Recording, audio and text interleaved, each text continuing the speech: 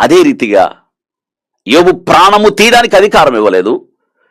చివరికి శరీరము కుషించునంతగా శోధించబడడానికి దేవుడు సాతానికి యోబు మీద అధికారం ఇచ్చాడు. దేవుడు అధికారం ఇస్తేనే సాతాను మన దగ్గరికి వస్తాడు తప్ప దేవుని అనుమతి లేకుండా కనీసం మన దగ్గరికి రానే రాడు వాడు. ఆలోచించండి. యోబును శోధిస్తబడుతున్నాడు, యోబు పరీక్షించబడుతున్నాడు, యోబు బాధించబడుతున్నాడు. మీకు ఒక విషయం తెలుసా? బైబిల్ గ్రంథంలో యోబంత బాధ అనుభవించిన వాడు ఎవరైనా ఉన్నారా? ఎవరు లేరు. యోబంత కష్టం అనుభవించిన వాడు ఎవరైనా ఉన్నారా? ఎవరు లేరు. యోబంత నొప్పిని అనుభవించిన వాడు ఎవరైనా ఉన్నారా? ఎవరు లేరు. యోబుకు అర్థం కాలేదు.